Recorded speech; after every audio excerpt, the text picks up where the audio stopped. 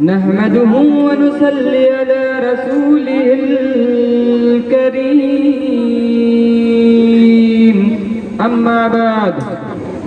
मोहतरम सामाईन इकराम, हाजिरीन जलसा, मैं आज के इस जलसे में इस्लाम की एक अहम इबादत नमाज के मुताल्लिक कुछ अर्ज करना चाहता हूँ। इस्लामी इबादत के अंदर नमाज को अहमियत हासिल है। नमाज पढ़ने वालों के लिए बड़े बड़े सवाब कुरान और हदीस के अंदर आए हैं, और जो लोग नमाज की पाबंदी नहीं करते, उसकी तरफ ध्यान नहीं देते और बगैर किसी मजबूरी की नमाज जैसी इबादत छोड़ देते हैं, उनके हक में बड़ी बड़ी वईद आई है। नमाज दीन का सुकून यानी दीन का खंबा करार दिया गया है। एक हदीस में रसूलुल्लाह सल्लल्लाहु अलैहि वसल्लम ने फरमाया, नमाज दीन का सुकून यानी दीन का खंबा है। जिसने नमाज को कायम रखा उसने दीन की सुकून को कायम रखा, और जिसने नमाज को कायम ना किया उसने दीन की सुकून को मुनहदिम कर दिया। मकान में सुकून की क्या अहमियत होती है ये हर आदमी जानता है। अगर किसी मकान की दीवार गिरा दी जाए या सुकून मुनहदिम कर दिया जाए तो क्या वह मकान बरकरार रह सकती है? नहीं, हरगिज़ नहीं। इसी तरह नमाज ना पढ़ी जाए, नमाज की पाबंदी ना की जाए तो जिनकी इमारत सही नहीं रह सकती, उसकी इमारत मुनहदिम हो जाएगी, गिर पड़ेगी। हुजूर सल्लल्लाहु अलैहि वसल्लम ने फरमाया, नमाज दीन का सुकून यानी दीन का खंबा है। जिसने नमाज को कायम रखा उसने दीन की सुकून को कायम रखा, और जिसने नमाज को कायम ना किया उसने दीन के सुकून को मुनहदिम कर दिया। मकान में सुकून की क्या अहमियत होती है यह आदमी जानता है। अगर किसी मकान की दीवार गिरा दी जाए या सुकून मुनहदिम कर दिया जाए, क्या वह मकान बरकरार रह सकती है? नहीं, हरगिज़ नहीं। इसी तरह नमाज ना पढ़ी जाए, नमाज की पाबंदी ना की जाए, दिन की इमारत सही नहीं रह सकती, उसकी इमारत मुनहदिम हो जाएगी, गिर पड़ेगी। मौजूदा दौर में जिस तरह दूसरे कामों को शौक से करते हैं और नमाज को छोड़ते हैं, हालांकि नमाज एक ऐसी इबादत है जो बंदे को खुदा से करीब कर देती है। नमाज को मुमिनीन की मेराज बताया गया है। नमाज नबी अकरम सल्लल्लाहु अलैहि वसल्लम की किस कदर इबादत थी इसका अंदाजा इस हदीस से होता है। एक हदीस में रसूलुल्लाह सल्लल्लाहु अलैहि वसल्लम ने फरमाया, मेरी आंखों की ठंडक नमाज में है। इस हदीस से साफ पता चलता है कि जो लोग नमाज नहीं पढ़ते वो अच्छा काम नहीं करते। ऐसे लोग जानबूझकर हुजूर अकरम सल्लल्लाहु अलैहि वसल्लम को इजा पहुंचा रही है। कौन ऐसा बंदती मुसलमान होगा जो जानबूझकर हुजूर अकरम सल्लल्लाहु अलैहि वसल्लम को इजा पहुंचा रही है?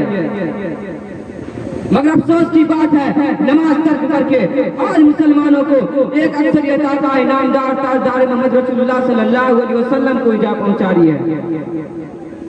एक हदीस से यह भी पता चलता है कि क़यामत के दिन सबसे पहले नमाज की मुताल्लिक सवाल होगा, तुमने नमाज की पाबंदी की या नहीं, नमाज को कायम किया या नहीं।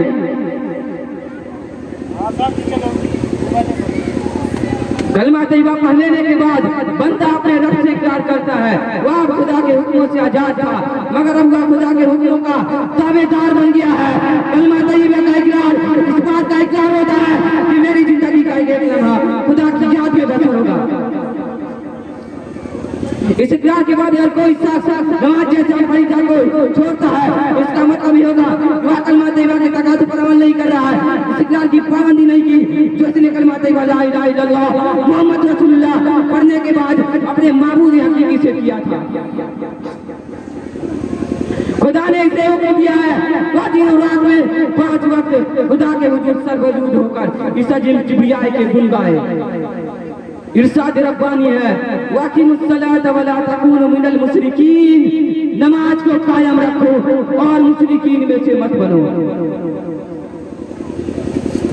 हज़रत जफ़र रज़ियल्लाहु तआला अन्हु फरमाते हैं रसूलुल्लाह सल्लल्लाहु अलैहि वसल्लम का इरादा था जब कोई मुश्किल पेश आती या कोई गम होता तो आप सल्लल्लाहु अलैहि वसल्लम नमाज में मशगूल हो जाया करें।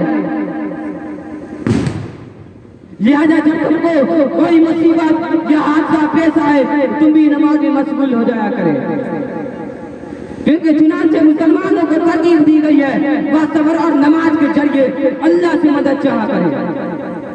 इरशाद रब्बानी है, वाक़िमुस्सलात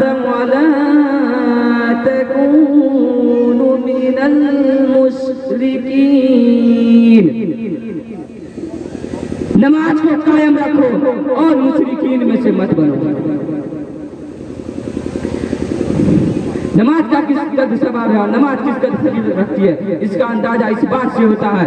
एक हदीस में रसूलुल्लाह सल्लल्लाहु अलैहि वसल्लम ने फरमाया, माँ बाप की जिम्मेदारी है वो अपने बच्चे को 7 साल की उम्र में नमाज पढ़ने को कहे और 10 साल की उम्र हो जाए और नमाज छोड़े तो मारे।